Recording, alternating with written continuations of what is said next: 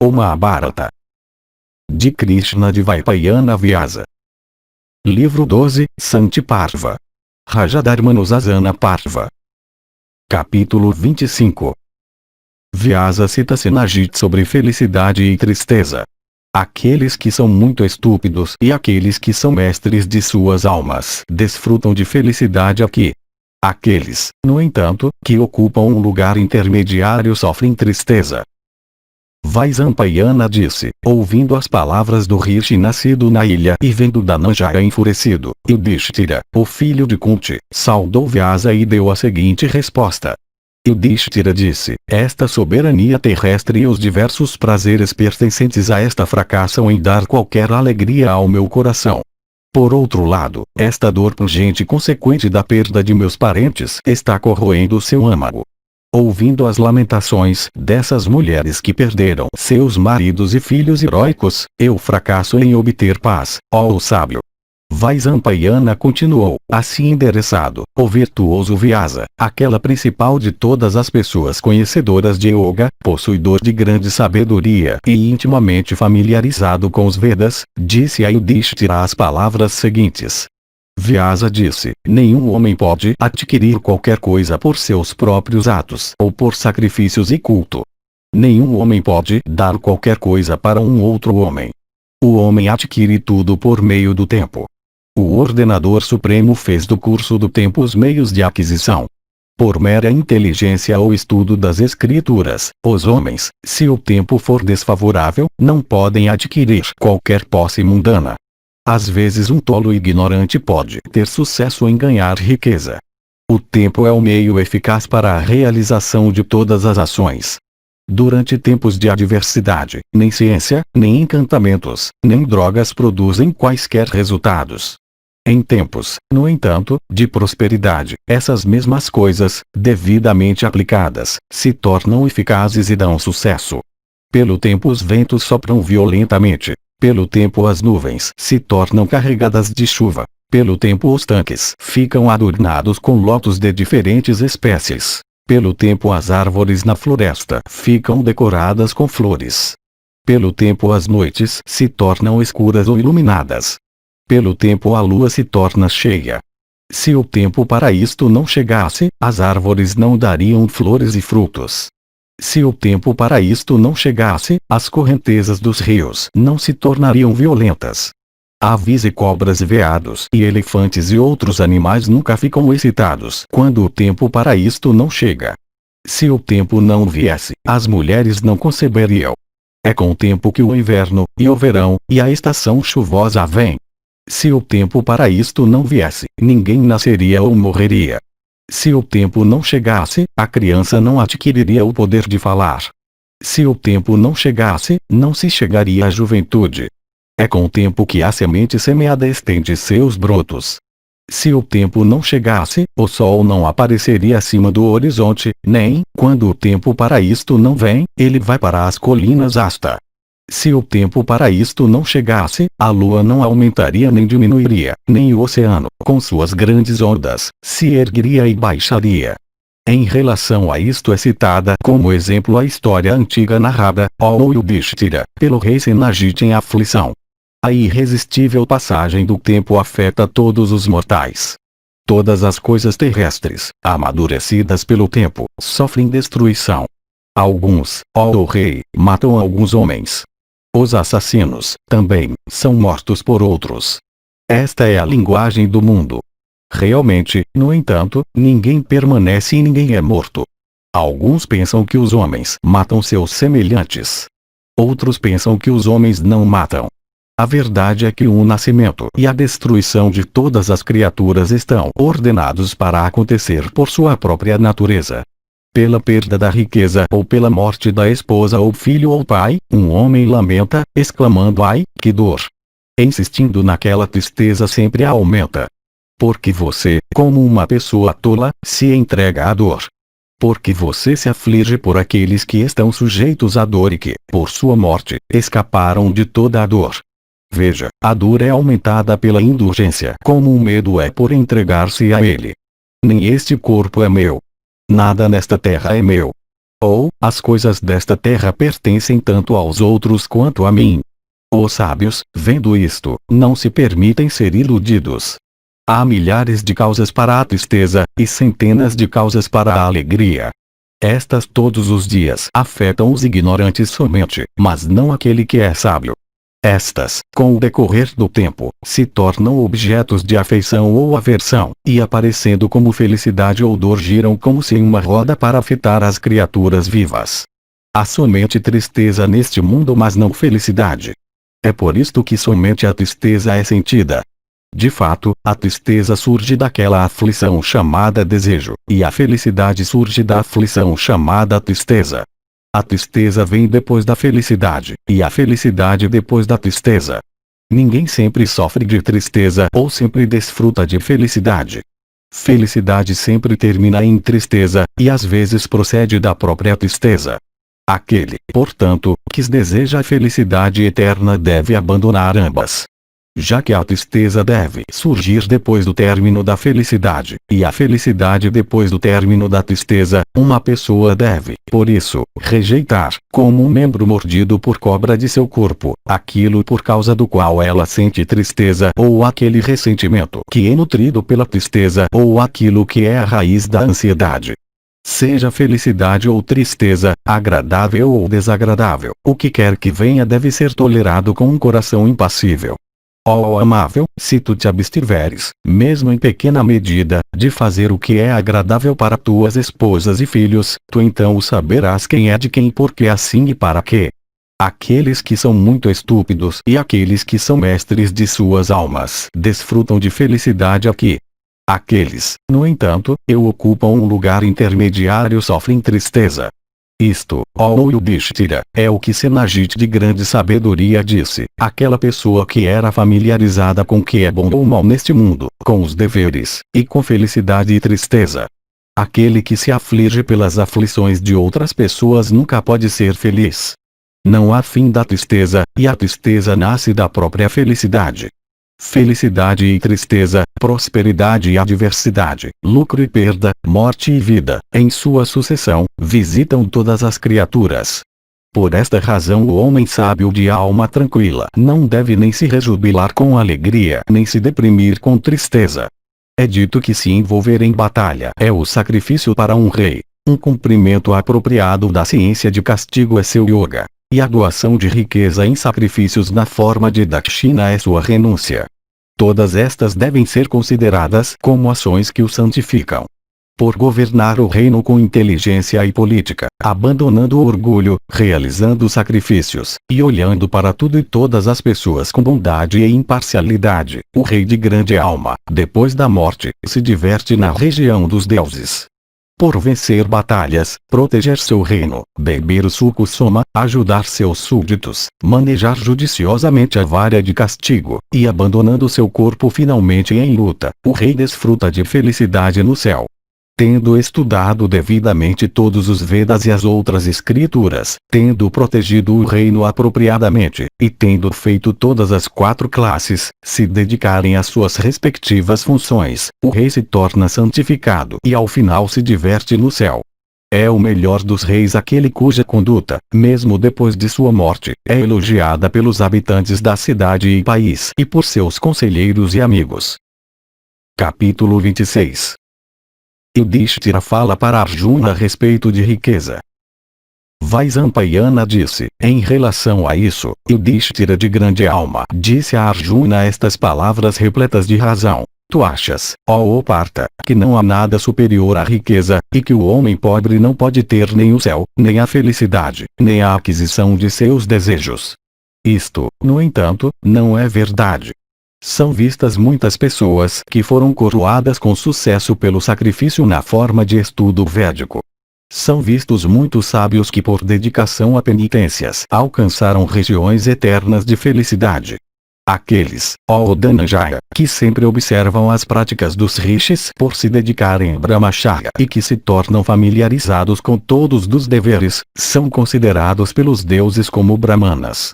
Ó Dhananjaya, tu deves sempre considerar aqueles rishis que são devotados ao estudo dos Vedas e dedicados à busca do conhecimento verdadeiro como pessoas que são realmente virtuosas.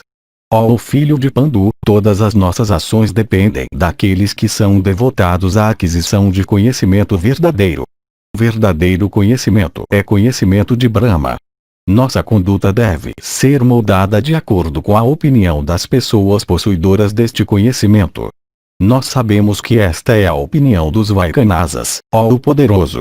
Os Ajas, os Prishnis, os Sikatas, ó o Bharata, os Arunas, e os Kitavas, foram todos para o céu pelo mérito do estudo védico. Por realizar aquelas ações, ó Dhananjaya, que são indicadas nos Vedas, isto é, batalha, estudo dos Vedas, sacrifícios, a restrição da emoção que é tão difícil, uma pessoa vai para o céu pelo caminho do sul do sol Dakshinayana. Antes disto, eu te disse que aquelas mesmas regiões pertencem às pessoas que são praticantes de atos védicos. Tu verás, no entanto, que o caminho do norte Uttarayana é percorrido por aqueles que são dedicados a penitências e yoga. Aquelas regiões eternas e brilhantes às quais aquele caminho leva pertencem aos homens de yoga. Destes dois, o caminho do norte é muito elogiado por aqueles conhecedores dos Puranas. Tu deves saber que se adquire o céu através do contentamento. Do contentamento surge grande felicidade. Não há nada superior ao contentamento. Para o Yojin que controlou a raiva e a alegria, o contentamento é seu alto louvor e sucesso. Em relação a isto é citado o discurso por Yayati antigamente. Ouvindo aquele discurso uma pessoa pode conseguir se afastar de todos os seus desejos como uma tartaruga recolhendo todos os seus membros. Quando não se tem medo de nada, quando não se é temido por nada, quando não se nutre desejo, quando não se sente ódio, então alcançou-se ao estado de Brahma. Daquele que não se comporta pecaminosamente para com qualquer criatura, em ações, pensamentos, ou palavras, é dito que alcançou Brahma. Quando uma pessoa controlou seu orgulho e insensatez, e se afastou de todos os afetos, é então que aquele homem pio de alma irradiada se torna apto para alcançar aquela salvação que consiste na aniquilação da existência separada.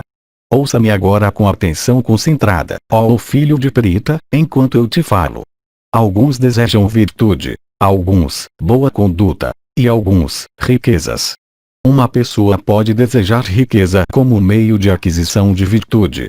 O abandono, no entanto, de tal desejo seria melhor para ele. Há muitos erros ligados à riqueza e por conseguinte àqueles atos religiosos que são realizados com riqueza. Nós temos visto isto com nossos próprios olhos. Cabe a ti também ver isto. Aquele que deseja riqueza acha muito difícil abandonar aquilo que deve ser abandonado por todos os meios. Bons feitos são muito raros naqueles que acumulam riquezas. É dito que a riqueza nunca pode ser adquirida sem prejudicar outros, e essa, quando ganhada, traz numerosos distúrbios. Uma pessoa de alma estreita, desprezando o medo do arrependimento, comete atos de agressão a outros, tentada mesmo por pouca riqueza, inconsciente todo o tempo do pecado de brahmanicídio em que incorre por seus atos. Obtendo riqueza a qual é de aquisição tão difícil, uma pessoa queima de aflição se ela tem que dar uma parte desta para seus empregados, com aflição que é igual àquela que alguém sentiria se fosse realmente roubado por saqueadores. Se, por outro lado, não se partilha com alguém a riqueza, a desonra se torna seu quinhão. No entanto, quem não tem riqueza nunca se torna assunto de censura. Afastada de todas as atrações, tal pessoa pode se tornar feliz em todas as circunstâncias por manter a vida com o pouco que ela possa obter como esmolas. Ninguém, no entanto, pode ser feliz pela aquisição de riqueza. Ligado a isto, certos versos relativos a sacrifícios são recitados por pessoas conhecedoras das escrituras antigas. A riqueza foi criada pelo Criador por causa de sacrifícios, e o homem foi criado por ele para proteger aquela riqueza e realizar sacrifícios. Por isto, toda riqueza deve ser aplicada em sacrifícios. Não é apropriado que ela seja gasta para a satisfação do desejo de prazer. O Criador então dá riqueza aos mortais por causa de sacrifícios. Saiba, ó filho de Kunti, que tu és a principal de todas as pessoas ricas. É por isto que os sábios pensam que a riqueza, sem dúvida, é de ninguém sobre a terra. Deve-se realizar sacrifícios com ela e doá-la com um coração confiante. Deve-se gastar em doação que se adquiriu, e não perdê-la ou gastá-la na satisfação do desejo de divertimento. Que utilidade há em acumular riqueza quando existem tais objetos apropriados nos quais gastá-la? Aquelas pessoas de pouca compreensão que dão riqueza para homens que se desviaram dos deveres de sua classe têm que subsistir de excremento e sujeira futuramente por 100 anos. Que homens doem aos não merecedores e se abstenham de doar aos merecedores é devido à inabilidade de discriminar entre um merecedor e um não merecedor. Por esta razão até a prática da virtude da caridade é difícil. Estes são os dois erros ligados com a riqueza quando adquirida, isto é, doar para uma pessoa indigna e se abster de doar àquela que é digna. Capítulo 27. Yudhishthira se queixa de mais aflição. Vyasa fala duramente para ele em retorno. Yudhishthira disse, pela morte do jovem Abhimanyu, dos filhos de Draupadi, de Drishtadyumna, de Virata, do rei Drupada, de Vasuzena conhecedor de todos os deveres, do nobre Drishtaketu, e de diversos outros reis vindos de diversas regiões, em batalha, a dor não abandona minha pessoa pecaminosa, eu que sou um matador de parentes. De fato, eu sou desmedidamente cobiçoso de reino e sou um exterminador da minha própria linhagem. Ele sobre cujo peito e membros eu costumava rolar em divertimento, pai, aquele filho de Ganga foi morto por mim em batalha pela avidez de soberania. Quando eu vi aquele leão entre homens, nosso avô, atacado por Sikandin e tremendo e cambaleando por causa das flechas de Partha que pareciam raios em energia, quando eu vi sua forma alta totalmente perfurada por setas brilhantes e ele mesmo se tornando fraco como um leão idoso, meu coração ficou profundamente aflito. Quando eu vi aquele que afligia carros hostis oscilar como um topo de montanha e cair sem forças no terraço de seu próprio veículo com seu rosto virado para o leste, meus sentidos ficaram entorpecidos. Aquele descendente da linhagem de Kuru que, com arco e setas nas mãos, tinha lutado em combate violento por muitos dias com o próprio Rama da linha de Brigu no campo santificado por Kuru, aquele filho de Ganga, aquele herói que, em Varanasi, por causa de noivas, em um único carro, desafiou para a batalha os kshatriyas do mundo reunidos, ele que queimou pela energia de suas armas aquele irresistível e principal dos reis, isto é, o Grayuda, pai, aquele herói foi morto em batalha por minha causa. Sabendo perfeitamente que Sikandin, o príncipe de Panchala, era seu destruidor, aquele herói ainda se absteve de matar o príncipe com suas setas. Pai, tal guerreiro magnânimo foi morto por Arjuna. Ó o melhor dos sábios, naquele momento quando eu contemplei o avô esticado na terra e coberto com sangue, uma febre violenta afligiu meu coração. Ele que nos protegeu e criou quando nós éramos crianças, pai, ele foi feito ser morto por minha pessoa pecaminosa, eu que sou cobiçoso de reino, que sou um assassino de superiores veneráveis, e um perfeito tolo, por causa da soberania que duraria somente uns poucos dias. Nosso preceptor, o grande arqueiro Drona, adorado por todos os reis, foi aproximado por mim e endereçado falsamente a respeito de seu filho. A memória daquela minha ação está queimando todos os meus membros. O preceptor me disse, diga-me verdadeiramente, ó rei, se meu filho ainda vive. Esperando veracidade de mim, o Brahmana perguntou a mim de todos os outros. Por proferir silenciosamente a palavra elefante, eu me comportei falsamente com ele. Pecaminoso como sou e extremamente ávido pelo reino, e um assassino de meus superiores veneráveis, eu me comportei exatamente assim para com meu preceptor em batalha, me desfazendo do traje da verdade o qual eu acreditava usar, pois eu disse a ele que Asvatthama tinha sido morto quando, realmente, um elefante daquele nome fora morto. Para quais regiões eu irei após a morte, tendo cometido tais atos infames? Eu causei também a morte de meu irmão mais velho Karna, aquele guerreiro terrível que nunca recuava da batalha. Quem há mais pecaminoso do que eu? Pela avareza eu fiz o jovem Abimaneu, aquele herói que parecia um leão nascido nas colinas, penetrar no esquadrão que era protegido pelo próprio Drona. Eu sou como alguém culpado de infanticídio. Pecaminoso como eu sou, eu não tenho desde então sido capaz de olhar Arjuna ou Krishna de olhos de lótus no rosto. Eu sofro também por Draupadi, que está desprovida de seus 5 filhos como a terra privada de suas 5 montanhas. Eu sou um grande criminoso, um grande pecador, e um destruidor da terra. Sem me levantar deste assento que eu agora ocupo, eu enfraquecerei meu corpo por inanição e encontrarei a morte. Conheçam a mim que sou o assassino de meu preceptor, como alguém que sentou-se aqui na observância do voto praia. Um exterminador da minha linhagem, eu devo fazer isso a fim de que eu não possa renascer em alguma das outras classes de seres. Isto é, eu devo passar por tal penitência austera para que na minha próxima vida eu não possa nascer como algum animal inferior, mas consiga tomar nascimento entre homens. Eu renunciarei a toda comida e bebida, e sem me mover deste local, ó grande asceta, secarei completamente meus ares vitais que são tão preciosos. Eu rogo a você com humildade, me conceda permissão para isto e vá para onde quer que lhe agrade. Que todos me concedam permissão. Eu rejeitarei este meu corpo. Vaisampayana continuou, refreando o filho de Prita que, estupefato pela tristeza por causa de seus parentes, proferiu tais palavras. Vyasa, aquele melhor dos ascetas, falou como segue, dizendo primeiro a ele: isto não pode ser. Vyasa disse: não cabe a ti, ó monarca, te entregar a tal dor pungente. Eu vou repetir o que eu disse uma vez. Tudo isto é destino, ó pujante. Sem dúvida, todas as criaturas que nascem exibem em princípio uma união de diversos materiais e forças. A dissolução, no entanto, as alcança no fim. Como bolhas na água elas surgem e desaparecem.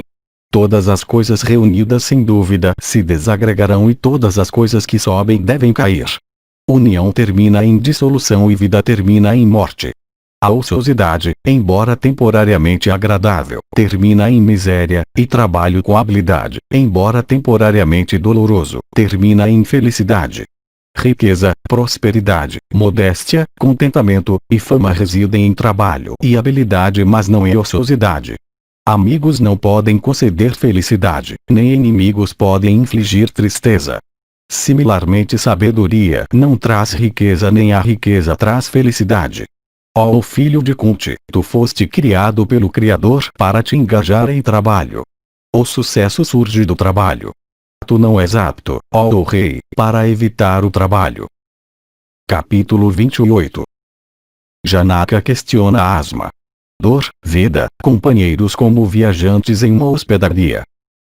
Vaisampayana disse: Vyasa então dissipou a angústia do filho mais velho de Pandu, que, queimando de tristeza por causa da morte de seus parentes, tinha resolvido pôr um fim em si mesmo. Vyasa disse: em relação a isto é citada a história antiga, ó tigre entre homens, que é conhecida pelo nome de discurso de Asma. Ouça, ó Yudhishthira. Janaka, o soberano dos Videvas, ó rei, cheio de tristeza e dor, questionou um brahmana sábio de nome Asma para o esclarecimento de suas dúvidas. Janaka disse: como um homem desejoso do seu próprio bem deve se comportar em ocasiões de acessão e de destruição de ambos, parentes e riqueza. Asma disse: imediatamente depois da formação do corpo de um homem, alegrias e tristezas se ligam a ele.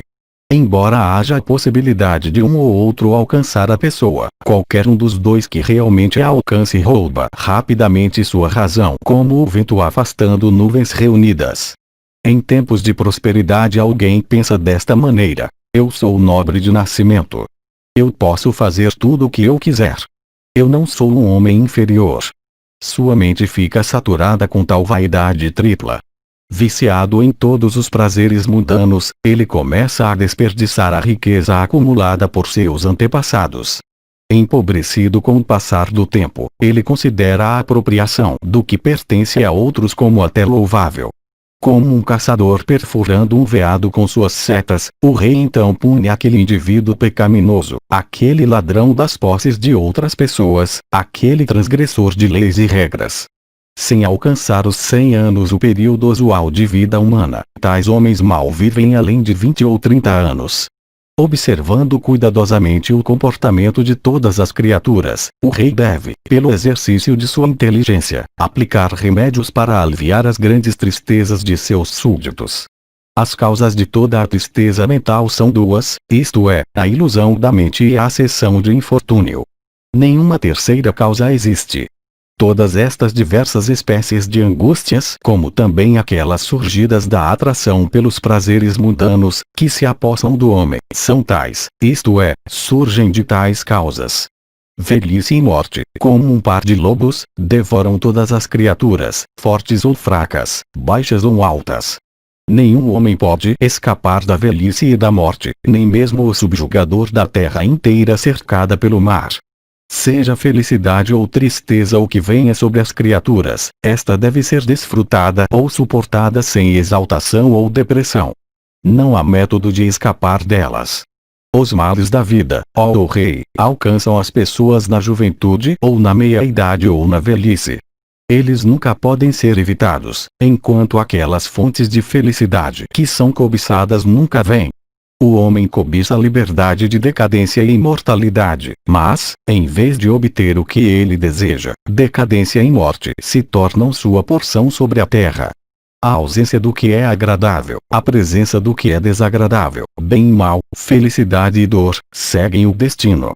Similarmente, o nascimento das criaturas e sua morte, e as acessões de ganho e perda, estão todos pré-ordenados. Assim como aroma, cor, gosto e toque surgem naturalmente, a felicidade e a tristeza resultam do que está pré-ordenado. Assentos e camas e veículos, prosperidade e bebida e comida, sempre se aproximam deixando as criaturas segundo o curso do tempo. Isto é, estes aparecem e desaparecem no decorrer do tempo. Até os médicos ficam doentes. O forte se torna fraco. Aqueles que estão no desfrute de prosperidade perdem tudo e se tornam indigentes. O curso do tempo é muito extraordinário. Nascimento nobre, saúde, beleza, prosperidade e objetos de prazer, são todos obtidos através do destino. Os indigentes, embora eles possam não desejar isto, têm muitos filhos. Os ricos, por outro lado, são vistos serem sem filhos. Admirável é o rumo do destino. Os males causados por doença, fogo, água, armas, fome, veneno, febre, e morte, e quedas de lugares altos, alcançam um homem de acordo com o destino sob o qual ele é nascido. É visto neste mundo que alguém, sem ter pecado, sofre diversos males, enquanto o outro, tendo pecado, não é abatido pelo peso da calamidade. É visto que alguém no desfrute de riqueza perece na juventude, enquanto alguém que é pobre arrasta sua existência, abatido pela decrepitude, por 100 anos. Alguém nascido em uma linhagem ignóbil pode ter uma vida muito longa, enquanto alguém que nasceu em uma linhagem nobre perece logo como um inseto. Neste mundo, é muito comum que pessoas em circunstâncias opulentas não tenham apetite, enquanto os que são indigentes podem digerir até lascas de madeira. Impelido pelo destino, quaisquer pecados que o homem de alma má, descontente com sua condição, cometa, dizendo, eu sou o fazedor, ele considera ser tudo para o seu bem. Caça, dados, mulheres, vinho, brigas, são desaprovados pelos sábios. Muitas pessoas, no entanto, até as possuidoras de extenso conhecimento das escrituras, são vistas serem viciadas neles. Os objetos, se cobiçados ou não, encontram as criaturas em consequência do curso do tempo. Nenhuma outra causa pode ser traçada. Ar, espaço, fogo, lua, sol, dia, noite, os corpos luminosos no firmamento, rios, e montanhas, quem os faz e quem os mantém. Frio, e calor, e chuva, vem um depois do outro em consequência da passagem do tempo. É exatamente assim, ó touro entre homens, com a felicidade e a tristeza da humanidade. Nem remédios, nem encantamentos podem resgatar o homem atacado pela decrepitude ou pela morte. Como dois troncos de madeira, flutuando no grande oceano, se juntam e são novamente separados quando chega a hora, assim mesmo as criaturas se unem e são novamente separadas quando chega a hora. O tempo age igualmente para com aqueles homens que estão em circunstâncias afluentes e que desfrutam dos prazeres de música e dança na companhia de mulheres, e para com aqueles homens desamparados que vivem do alimento que outros fornecem. Neste mundo 1000 espécies de relacionamentos são contraídos, tais como mãe e pai, filho e mulher. Na verdade, no entanto, de quem são eles e de quem somos nós? Ninguém pode se tornar próprio de alguém, nem alguém pode se tornar próprio de alguém mais. Nossa união aqui com esposas e parentes e bem-querentes é como aquelas de viajantes em uma hospedaria do lado da estrada. Onde eu estou? Aonde irei? Quem sou eu? Como eu cheguei aqui? Por que e por quem eu sofro? Refletindo sobre estas perguntas, uma pessoa obtém tranquilidade. A vida e seu meio ambiente estão girando constantemente como uma roda, e a companhia daqueles que são caros é transitória. A união com irmãos, mãe, pai e amigos é como a de viajantes em uma hospedaria. Homens de conhecimento contemplam, como se com olhos corpóreos, o mundo seguinte que é invisível. Sem desconsiderar as escrituras, uma pessoa desejosa de conhecimento deve ter fé. Uma pessoa possuidora de conhecimento deve realizar os ritos prescritos em relação aos pitris e aos deuses, praticar todos os deveres religiosos, realizar sacrifícios, procurar judiciosamente virtude, lucro e prazer. Pai, ninguém compreende que o mundo está afundando no oceano do tempo, que é muito profundo e que está infestado com aqueles crocodilos enormes chamados de velhice e morte. Muitos médicos podem ser vistos afligidos com todos os membros de suas famílias, embora eles tenham estudado cuidadosamente a ciência de medicina, literalmente, a ciência da vida. Tomando medicamentos amargos e diversas espécies de remédios oleosos, eles não conseguem escapar da morte, como o oceano em ultrapassar seus continentes. Homens bem versados em química, apesar de compostos químicos aplicados judiciosamente, são vistos serem derrubados pela decrepitude como árvores derrubadas por elefantes. Da mesma maneira, pessoas possuidoras de mérito ascético, dedicadas ao estudo dos Vedas, praticantes de caridade, e que realizam sacrifícios frequentemente, não têm êxito em escapar da velhice e da morte. Em relação a todas as criaturas que nasceram, nem anos, nem meses, nem quinzenas, nem dias, nem noites, uma vez passados, voltarão.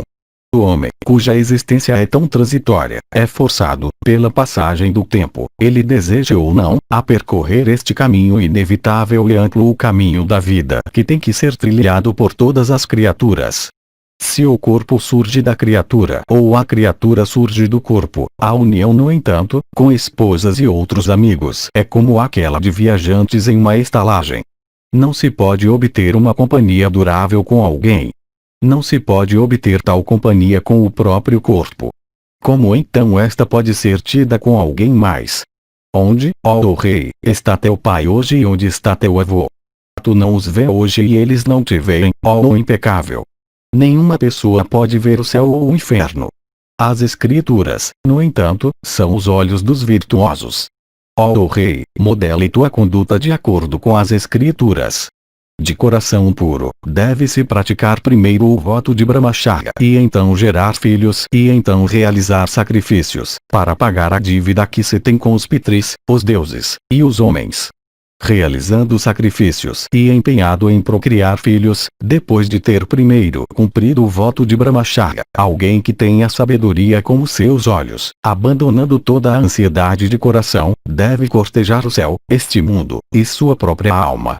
Cortejar, isto é, procurar alcançar e desfrutar deles aquele rei inclinado à prática de virtude que se esforça judiciosamente para adquirir o céu e a terra, e que pega dos bens mundanos apenas o que está ordenado como a parte do rei nas escrituras, ganha uma reputação que se espalha por todos os mundos e entre todas as criaturas, móveis e imóveis. O soberano dos Videyas, de compreensão clara, tendo ouvido estas palavras cheias de razão, ficou livre da aflição, e se despedindo de Asma procedeu em direção à sua residência. Ó alto de glória imorredora, rejeite tua angústia e levante.